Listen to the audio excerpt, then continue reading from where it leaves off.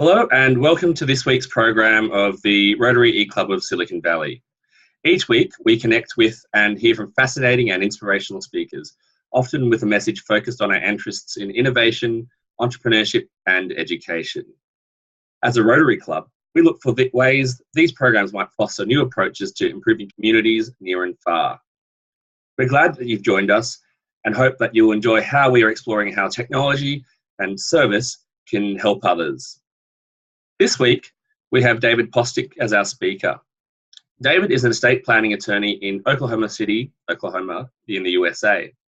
A past president of the Norman Rotaract Club and past district Rotaract representative of District 5770, he served on the Rotary International Rotaract and Interact Committee from 2013 to 2015, where he advised the RI Board of Directors on Rotaract and Interact policy issues.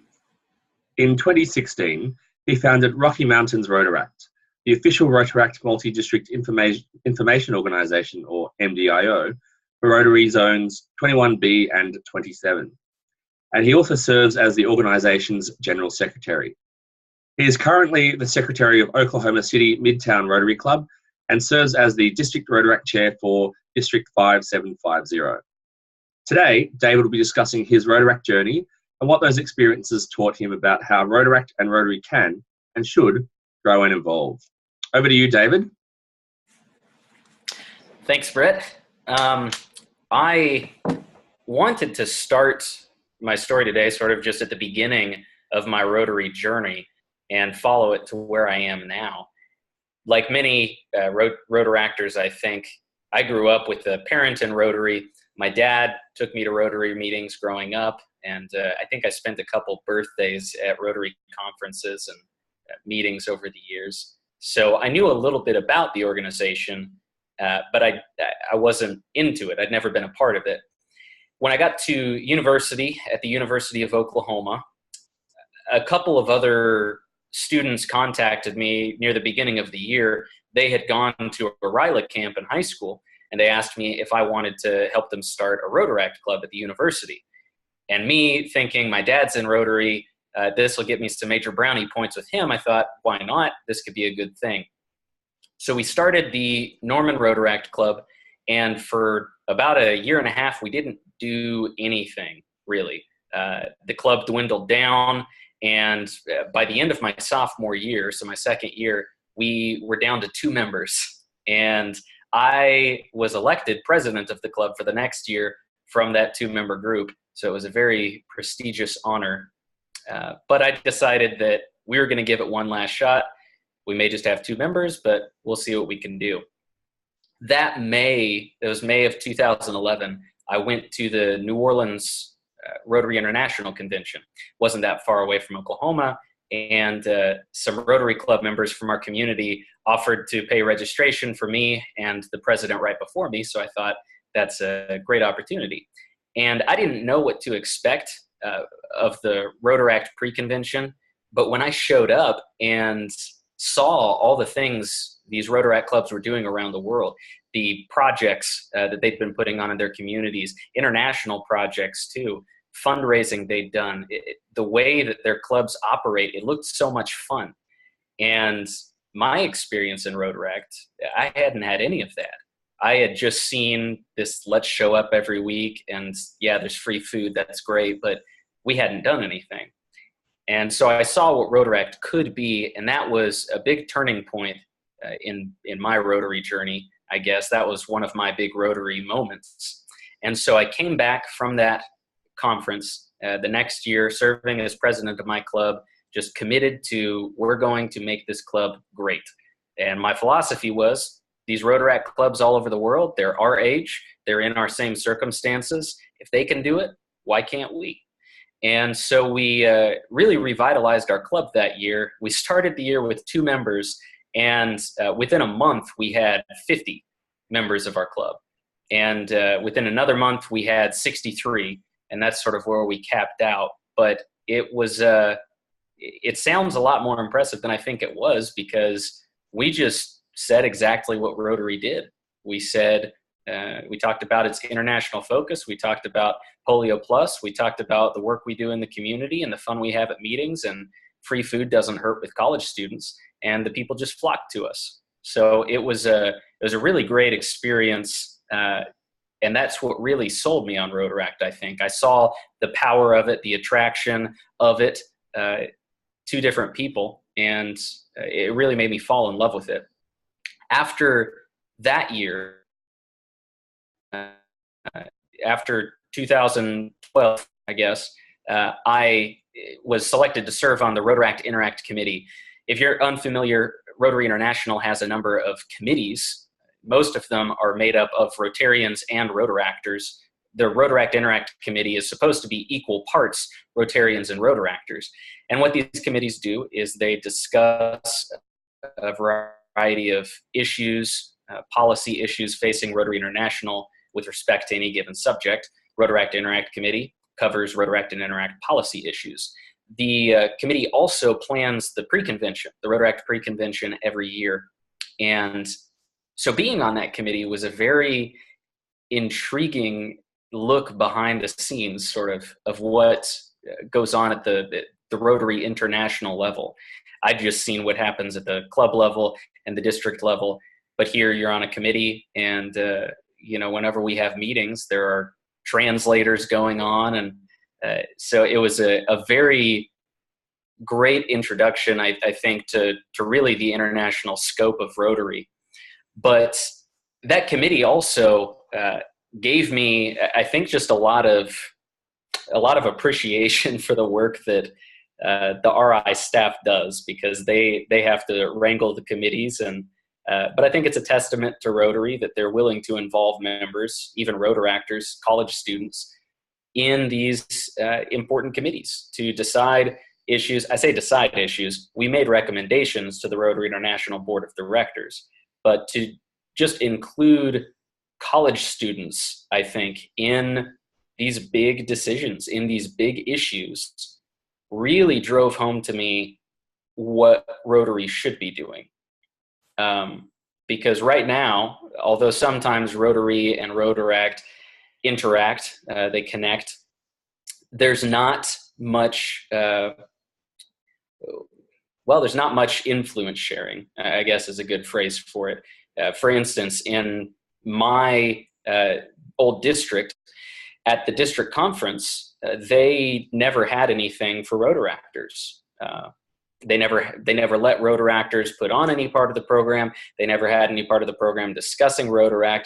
They had a booth that Rotaractors could set up and talk to people as they came by, but that was really it.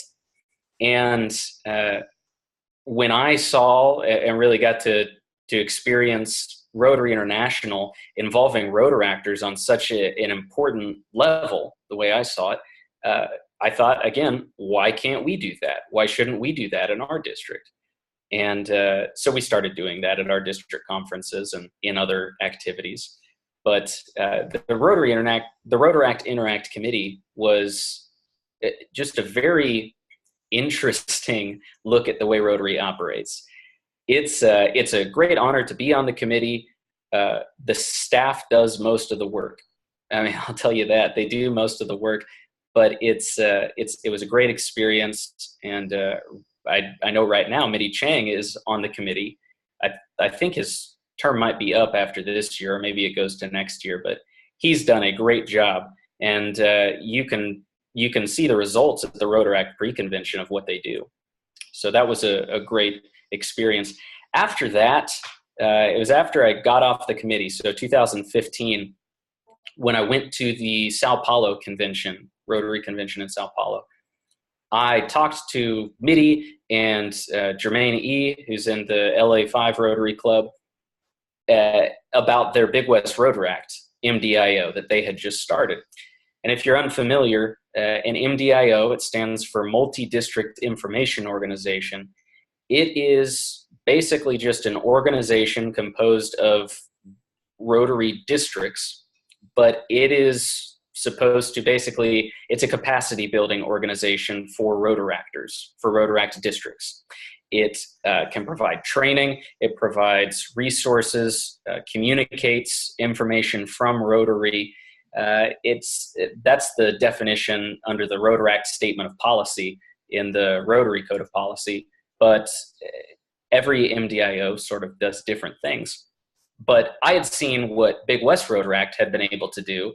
I think I saw a picture of one of their conferences actually at the time, and they had like 150 people there or something. It was ridiculous by my standards, where our biggest Rotaract conference had been maybe 20, 30 people in Oklahoma. So I saw this as a great opportunity, not just to help other clubs and help other districts grow and really do what Big West Rotaract has been doing for a while, but also to spread the word among Rotary clubs, because so many Rotary clubs, at least in my region of the U.S., they have no involvement in Rotaract. Many Rotarians I've talked to didn't know what Rotaract was. 2 years ago, I won't name names, I talked to a district governor who did not know what Rotaract was. I talked to another district governor who thought that the Rotaract club in their district was the only Rotaract club in the world. So it drove home to me that information, especially the information part of multi-district information organization, was very important. So I worked a lot with Greg Pod, who was the Rotary International Director for Rotary Zones 21B and 27, which that area covers sort of from the southern tip of Texas all the way up to Montana and the Canada border. Then it zigzags a little bit, but it basically goes from Utah in the west over to eastern Kansas in the east. So it's a sizable area geographically. We had no idea, though, of really where our Rotaractors were in that area. So that was really the first challenge of setting up that MDIO, was just getting in touch with Rotaract clubs. Rotary International does a good job of collecting a certain amount of information. For instance, when you charter a Rotaract club, they get the information from the sponsoring Rotary club. They get the initial information for the Rotaract president, things like that. But over time, it's not always updated. And so there's a lot of gaps in the records. And so we embarked on this, I say we, there's a couple other Rotaractors and I embarked on this big journey of trying to find all the Rotaract clubs in our district. And what we did in the process, we set up a survey just to see what these other Rotaract clubs were like, because we wanted to be able to provide a database so that if Rotaractors came anywhere in our MDIO, they could find out where the nearest Rotaract club was, when that Rotaract club met, the Rotaract club's contact information, because there was not a resource like that out there. Unless you knew the name of the Rotaract club, really, and could search on the Find a Rotary Club search function on the RI website, it was really difficult to find Rotaract clubs out there. And our Rotaract clubs weren't talking to each other. So that was an area that we really saw that we could provide a service. That was 2.5 years ago we started that. We still have not found all the Rotaract clubs, but we have a good idea of what we have. We are guessing we have 96 Rotaract clubs, about a little over 1,000 Rotaractors in our geographic region. Not all of them are connected to the MDIO yet. Not all of them, we don't have updated information on all of them, but that's about what we're looking at.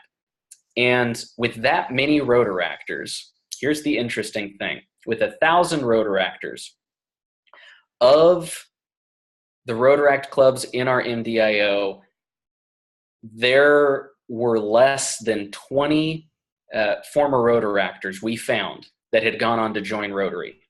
And this was, we talked to the advisors of the clubs, we talked to the club presidents of these Rotaract clubs, searching, because we were just interested, how many Rotaractors that used to be a part of your club have gone on to join Rotary? And we found less than 20. So that was really shocking to us. I say it was shocking. It wasn't as shocking to me because in my former Rotaract club, like I said, we got up to 50, 60 members. To date, we've only had 2 Rotaractors go on to join a Rotary club, and I'm one of them, thankfully. but it posed this big problem for where we are in the US with Rotaract and Rotary. And there's a broader Rotary membership problem in the world, that our membership is stagnating. In some regions it's declining, but there's this huge untapped membership source in Rotaract.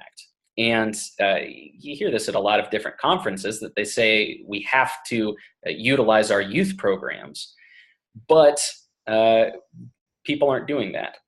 And in my experience, like I mentioned with the Rotary Interact committee, Rotary was integrating Rotaractors into what they did.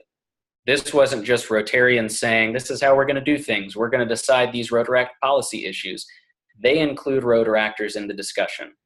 With the pre-convention, Rotaractors were the ones planning that. We brought that back to my old Rotary district to involve Rotaractors in the district planning process, to involve them in the district conference planning, to involve them with different events. And it has just changed what we did down there in 5770, and changed the way Rotaractors are. Now they're going to visit Rotary clubs, when they're getting to be seniors and graduating from college. So it's been a big change for us down there. And I think that's just the start. In my new district, we only have one Rotaract club, and it just started. So we're in a little bit different position, but already we're trying to include those Rotaractors in everything we do as a district.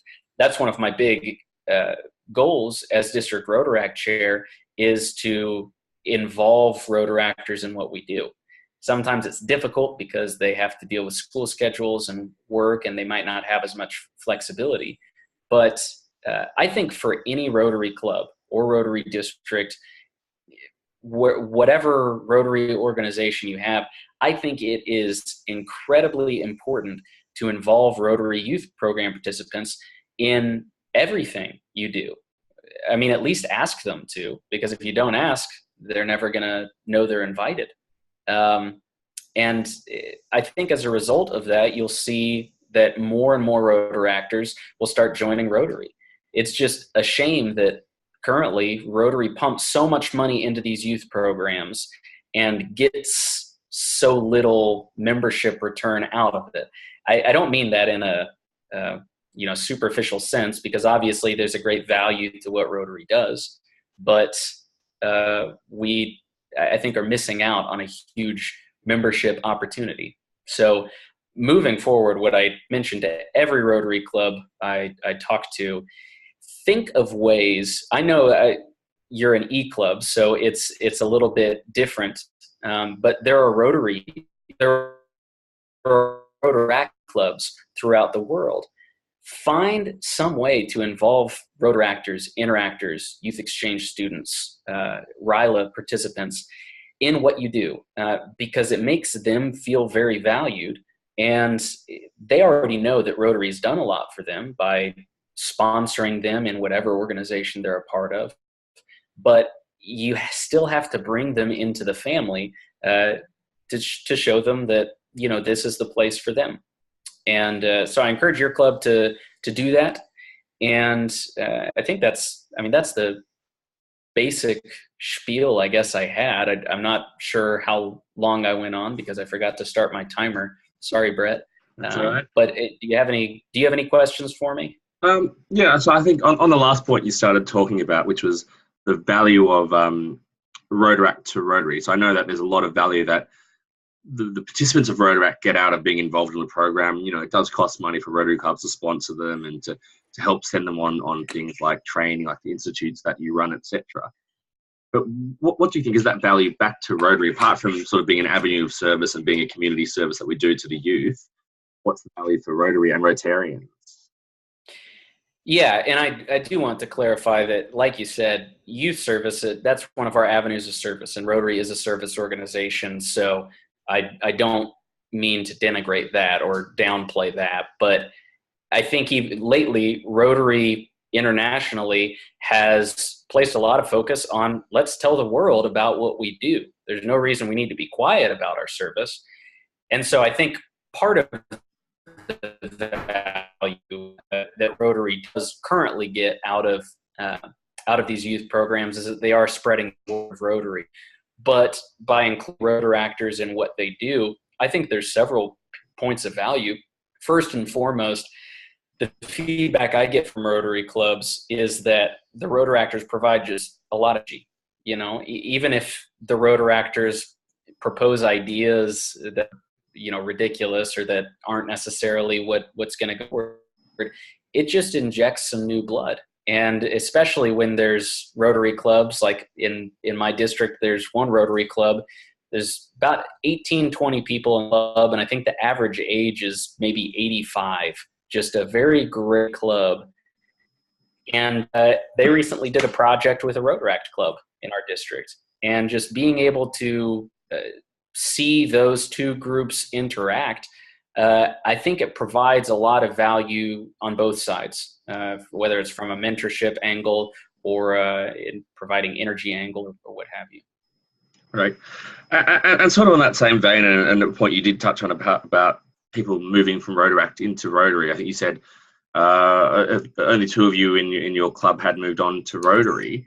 I think from what, I don't know if it's still the same, but the statistic I had heard from RI previously was that only 2 in 10 Rotaractors will go on to join Rotary, and of those 2, 1 will drop out within the first year.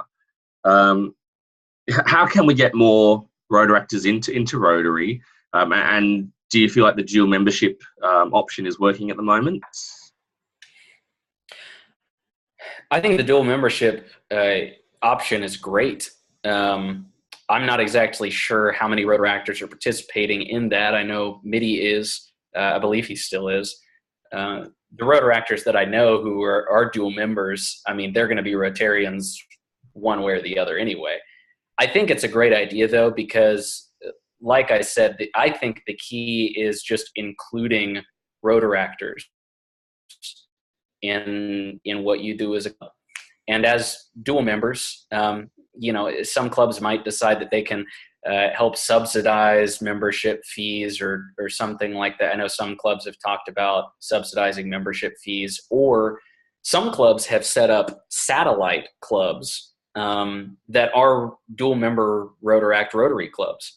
And the members are all really of Rotaract age, but they set up a satellite club because there can be, I think, some sort of different fee structure for membership fees that they have. But so I think it's a good start because it does aim at including Rotaractors. But, you know, the statistic you gave, I've heard that too. And it's sad that it's that low because we're just missing out on, right now there are 250 or 300,000 Rotaractors around the world.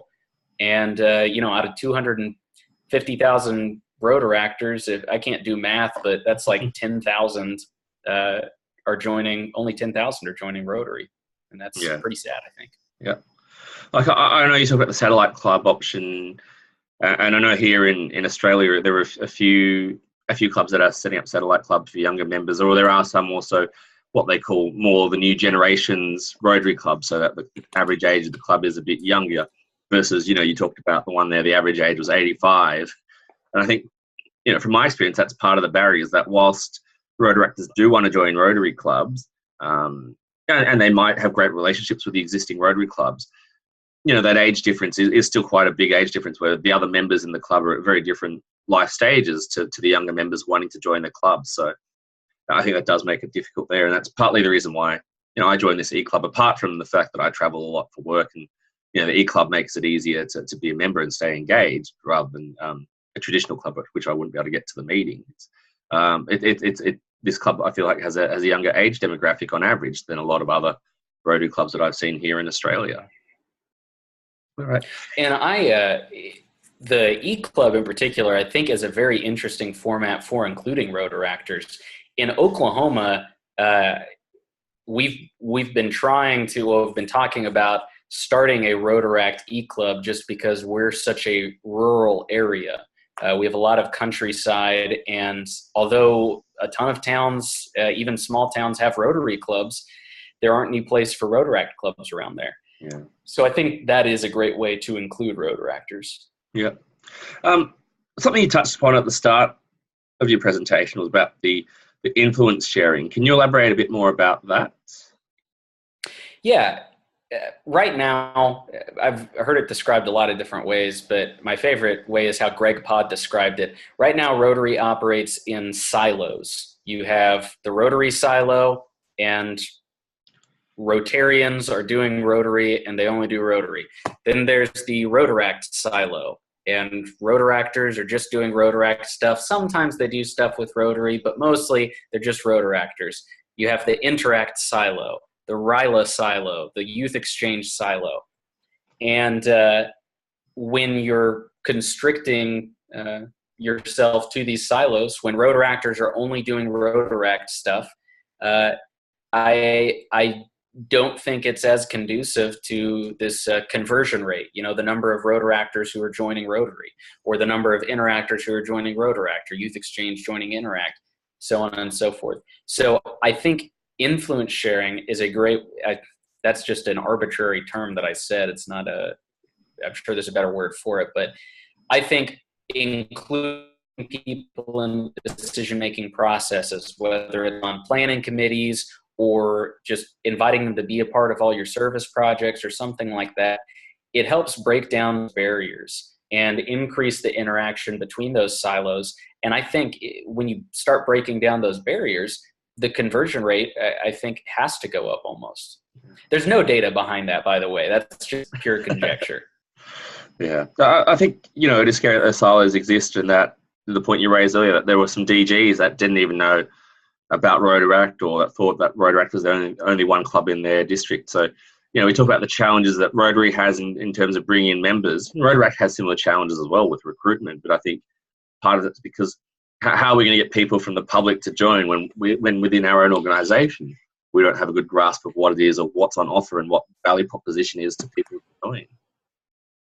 Yeah, and in the U.S., well, in our MDIO, out of our 96, I think was our last count, Rotaract clubs, only 5 of them are community-based. So we're heavily university-based, which is, you have people at most for 4 years. Yeah. And realistically, you have them for 2.5, because either they take a while getting in or they leave early for work or something like that.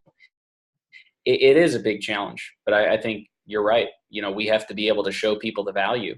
And I think part of the value from the Rotaract side, if you're including, I was saying Rotarians need to include Rotaractors in their decision-making. I think the same thing works the other way around. I tell Rotaractors, invite Rotarians to what you're doing. Invite them to be a part of what you're doing, because that provides a big value proposition for college students, having these community leaders, professionals, heavily involved with what you do. Yeah, I think, especially when they're in college looking to move into the professional world, to have those networks of people that are leaders of industry, captains of industry, and leaders of big organizations, it doesn't hurt. Yeah, my old Rotaract club a couple years ago started a professional networking night where they invite Rotarians from different areas to do a speed dating kind of setup where they have 5 minutes or so, and Rotaractors can go around, and they've started having a lot of internships crop up in that club just because they're connecting Rotaractors and Rotarians. That's great. Might wrap it up there. So sure. Thanks for your time today, David. I'd like to encourage all of our members and guests who've enjoyed this program to let us know what you think. Below on our recording, you'll find our Discuss tool for sharing and responding to comments. So please take a moment to add to the conversation. And also, please make sure you fill out the attendance section on the website too. It helps us know about the reach of our efforts and also serves as a makeup for a missed meeting if you're a Rotarian. If you put your email address properly below, you'll get a message you can pass along to your club's secretary. And always, we'd like to give the final word to our speaker. So David, take it away. I don't really have much to say. I think the one thing I would just encourage you, like I said earlier, find Rotaractors and Interactors and all Rotary Youth Program participants. Find ways to involve them in what you do. It's one thing to just invite them to your meetings, but it's another thing to invite them into your club family. And I really think that's it with anyone, whether it's Interactors or older people just in the community. Inviting them to be a part of your club family that's the way you get them hooked. So that's just what I encourage everyone to do. Okay, great. Thanks, David, and thanks for everyone for joining us, and see you next week.